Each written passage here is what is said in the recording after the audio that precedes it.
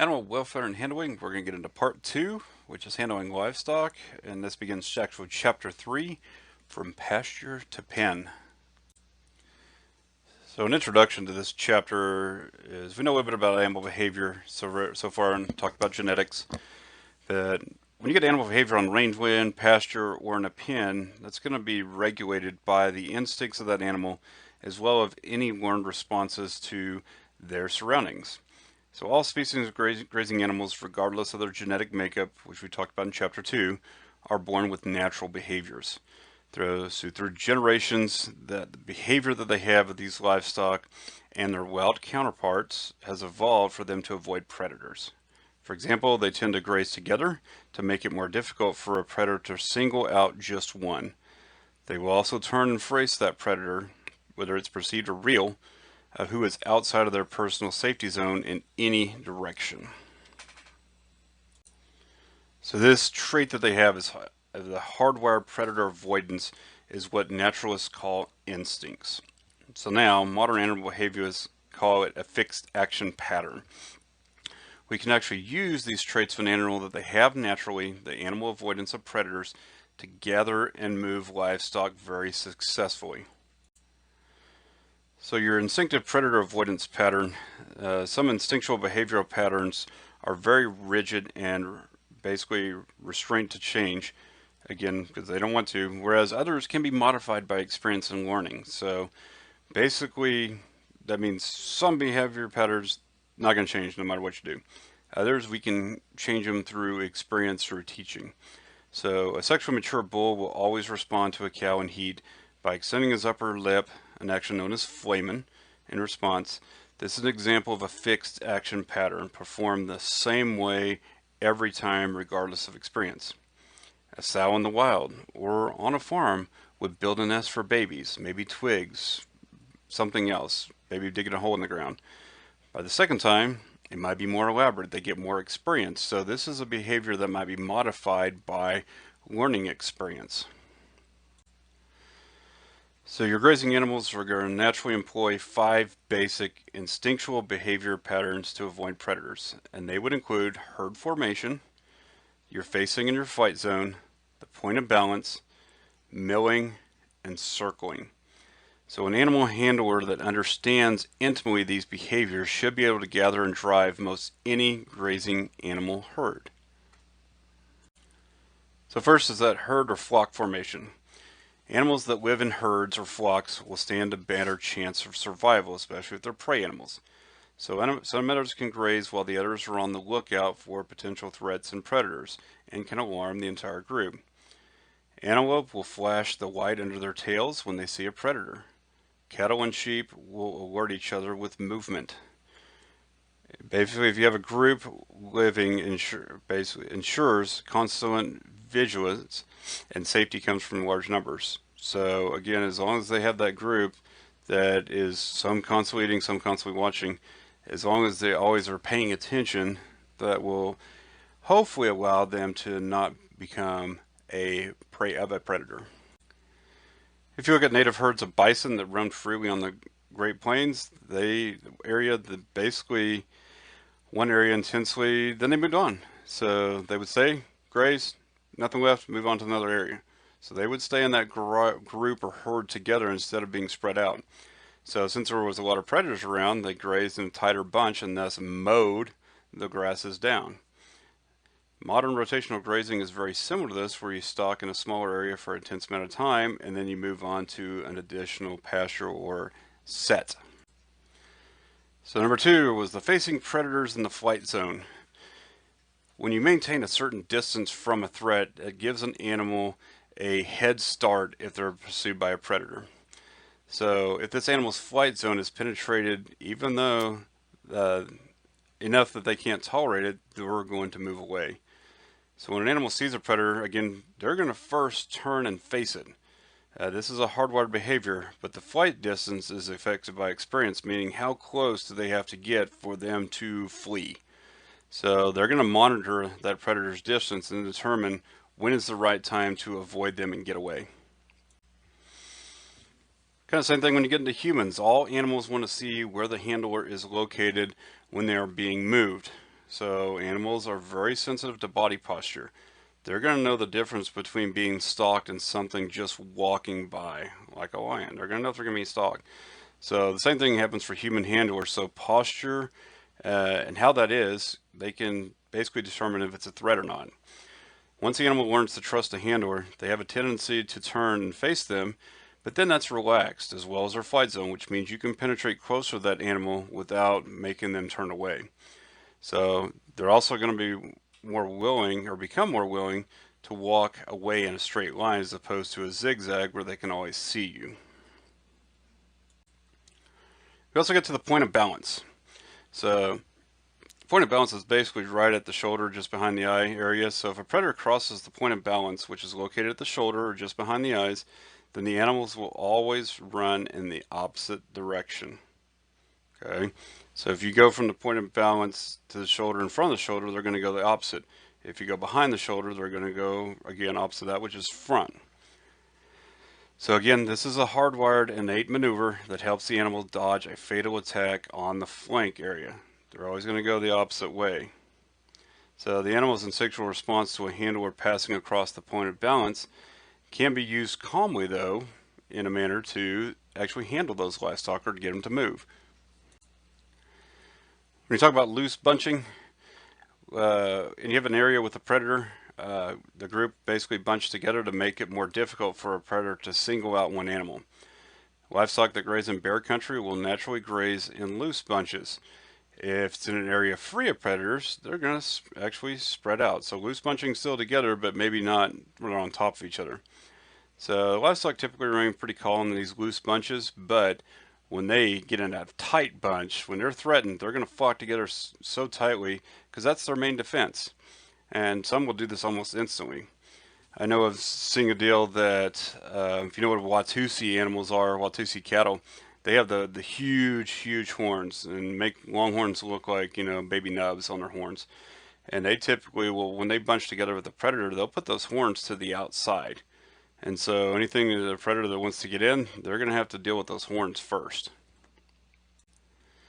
So next we get to milling and tight circling. This is an instinctive panic behavior that occurs when a predator attacks livestock. Typically your dominant animals we talked about are going to move to the middle in the safest area of a tight circle. The weakest ones end up on the outside pacing and milling around the circle trying to get in. Again, typically those are going to be the animals that are the most frightened and the most stressed. So people that are handling have to avoid triggering this behavior because if you just have the ones on the outside circling, nobody's ever going to move. It makes it very difficult to herd, and it's also going to cause stress on those animals. Once they tight bunch, your ability to move them is diminished. So once you understand these behaviors and these animal instincts, you can use some of them to your advantage to herd livestock. So if you get inside their skin, how they think, how they see, all those things we talked about in the first chapter, it's going to allow you to recognize their response to your own movements and appearance when you're handling them and allow you to gather or herd them in just about any type of situation. So what is the fight zone and how do you work it? So basically the fight zone is the distance for which an animal flees basically from response to something getting inside that fight zone. And that's going to be different among animals. It's going to have a difference in individual animals, different species, and even within a breed. Some animals, they'll tolerate close proximity. Others are going to move away if you come within 20 feet of them, and maybe even 20 yards. So the individual and breed differences exist for several reasons. One, it could be the unique genetics determine the degree of reactivity or fearfulness when suddenly confronted, accounting for why some within a breed have a larger flight zone than others. The second thing could be the experience with calm, respectful handlers and handling procedures will reduce that flight distance. Rough handling procedures will increase that flight distance. So animals that have a larger flight distance from a person they associate with rough handling experience, then they go to a person that has handled them gently. Number three, if they have frequent contact with people, that's usually going to result in an animal developing a shorter flight distance. Animals that seldom see people will have less tolerance, are going to have a bigger flight zone. But also the angle of a person's approach can also account for differences in the flight zone. Approaching an animal head on can increase the flight zone because, again, they can't focus and see how close you are to them. They're going to have to stop and lower their head. But if you put a solid barrier between that person and the animals, that's going to decrease that flight zone. So if we work the edge of the flight zone, you can kind of see, you can come in and out and kind of move closer to an animal. You can actually use that to move livestock easily. But once you actually penetrate in the flight zone and you have a response, you have to back pressure off and release. Okay, if we stay in that flight zone too long, it will cause them to panic, and who knows, they might start to tightly bunch together.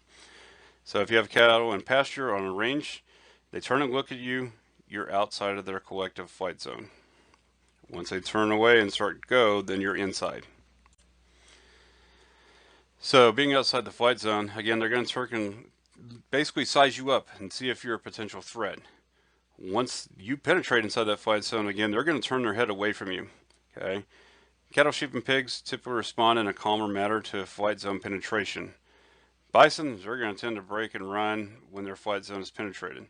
So it's all about balance. Again, it's about getting into the flight zone that you get them to move, but not too much that you make them panic and flee.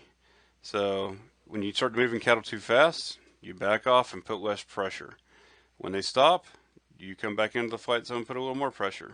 So it's just about balancing pressure versus no pressure and keeping them moving in that flight zone. So here you can actually see a diagram, the flight zone. We know that, again, we talked about that they have a spot where basically they have no perception of any type of vision. Most of the time you'll see that there is an angle with the eyes that goes out this way.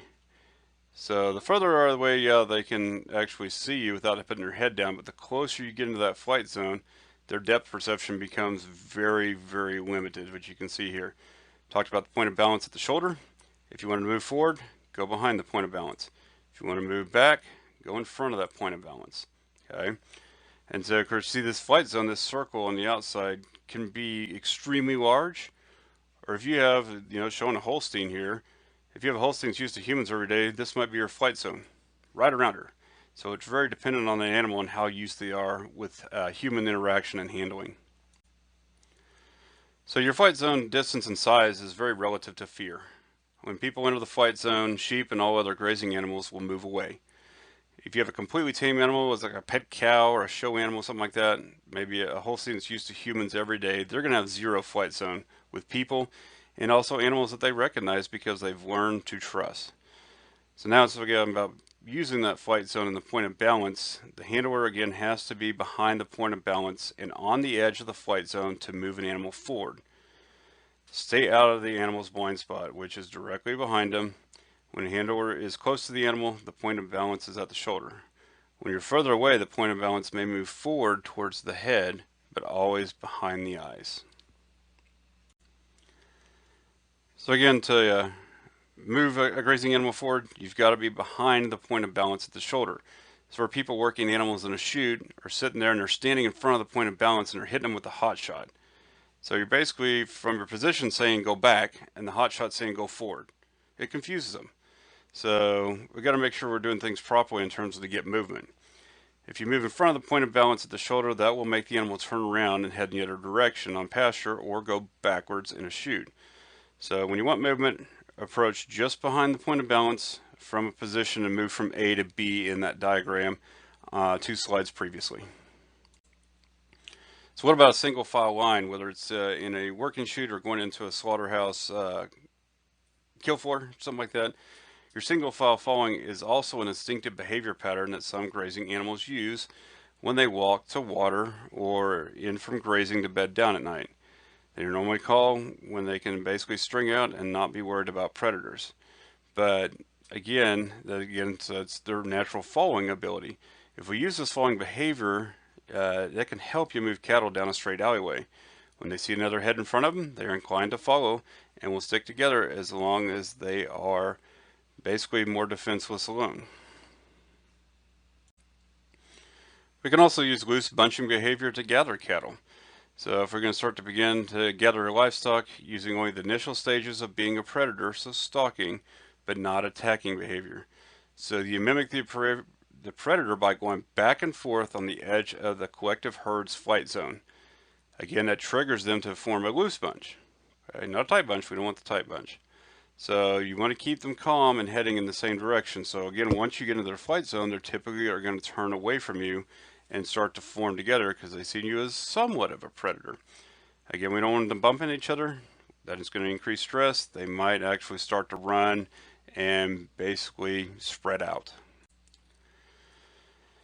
So again, this is a slow motion movement going back and forth of kind of like a good herding dog would be. Of course, a dog's going to be faster than a human, especially if they're gathering sheep, which is quite a bit faster. Sheep, they are hyper bunching, so a dog can trigger this very quickly. That's why a handler's got to walk very slow and take great care to never cause the handler to start, the cattle to start milling in circles or running. So if you've handled a cattle before, they should be accustomed to some simple pressure in the flight zone. If they haven't been handled before, it's going to take a little bit more time to get them used to actually starting to bunch and then walk in the direction you want.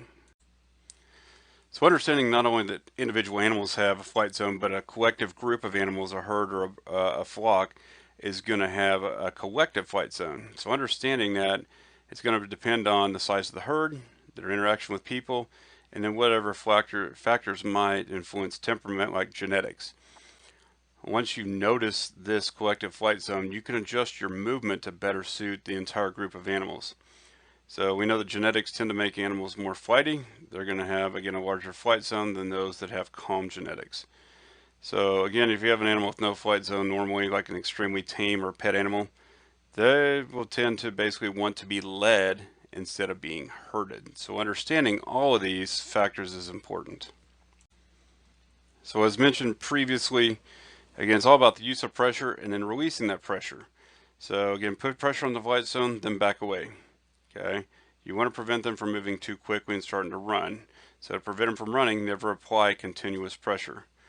We don't want them to move faster than a walk or a slow trot to make sure, and for that, making sure the person walks at normal speed. Never run.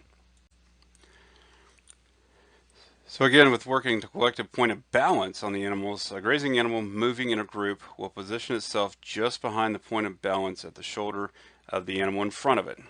So now we're talking about multiple points of balance that we have to use to get a herd to move.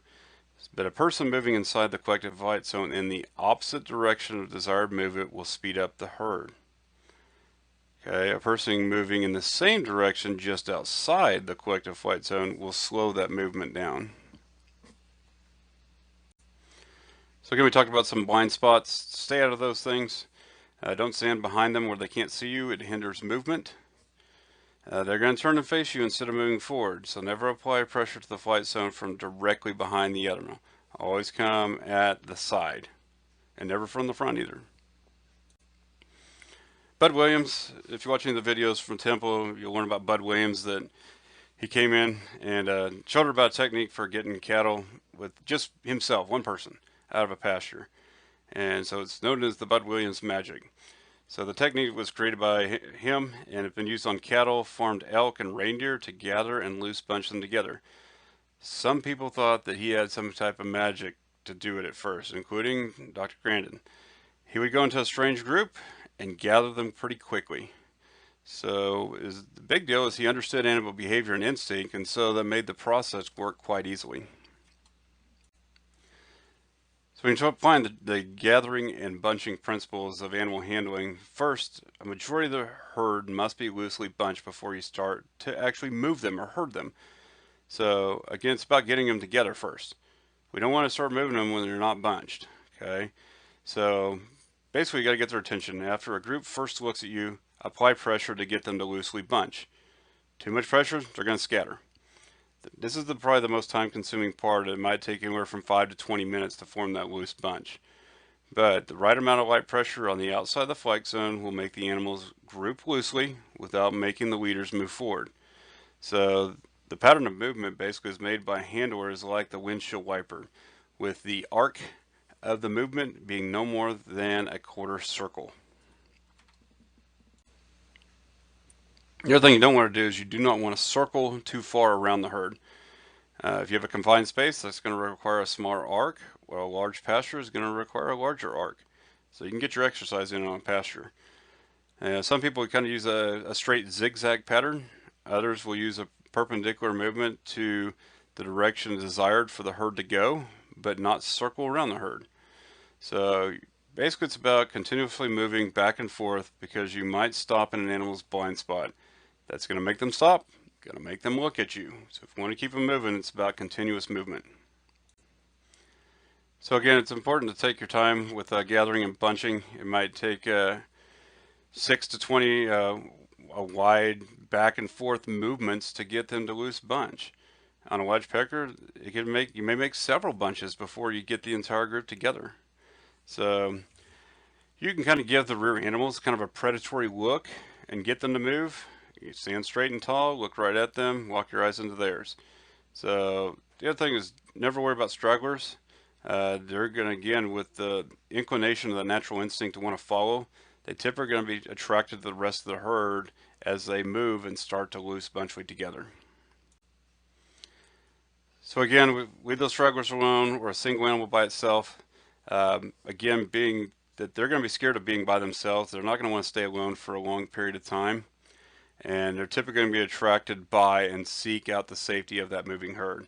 So again, resist the urge to get them to bunch too quickly. Again, we want to use a little bit of anxiety, not panic, to get them to bunch together for movement. So this kind of shows what Bob Williams really came out. It's basically, you have all these animals just out, and he has a starting point. And again, don't worry about the straggler out here. So basically it was going back and forth like a windshield wiper. So the desired movement, where the destination you want them to start going to, that is basically your radius that you start, basically like the windshield wiper, and go back and forth. You don't circle them, just back and forth. So now can we control direction where we want them to go? So that herd of animals is like a car. Before you can steer, you need to be moving. So once they're moving in the same direction, it's possible to control where they go. Quite simply, they will move away from the direction of pressure you apply to the collective flight zone. That's why staying behind them and kind of to their sides a little bit is going to be important. They're going to move away from you. But also remember, people are in charge. Livestock movements should be under your control at all times. Animals have to understand that you are in charge. Never allow them to run wildly out of a corral or pen. They discover they can escape from you that way. So that is basically bad movement and bad behavior. To enforce good movement, make them walk right past you at the gate. So this should be done in all packing plants. They shouldn't just go in and go to the back of the pen or corral. They should basically stay pretty close to the gate and just apply a little bit of pressure back and forth, back and forth. And you'll see this. I'll publish on Canvas one of the videos that Dr. Temple did about, it's called the Glass Walls Project. They'll be in a bee plant, and you can kind of see how they empty a pen without going to the back of it. So if they learn to walk by you, then they learn to move in a more orderly fashion. Okay, after they've walked out of the gate, but before you walk away, let all the animals turn back and look at you. So moving in and out of pens, this is again when you have two people. They can do it. So you see the two different lead handler and the rear handler. So again, you increase and decrease pressure of the flight zone. That's the rear handler. So again, don't go perpendicular. You can kind of see how they go out of the flight zone, they penetrate in to get them to move, and then they go back because we want desired movement this way. So you always go in the opposite direction. Okay, when you start to move, go out. Okay, that means again out of the flight zone. If you need to go in, penetrate in, go back out, and that basically that square going in. So outside, away, inside the flight zone towards the rear. All right, that's the end of chapter 3. Completed everything you need to do in Canvas and move on to the next chapter when appropriate.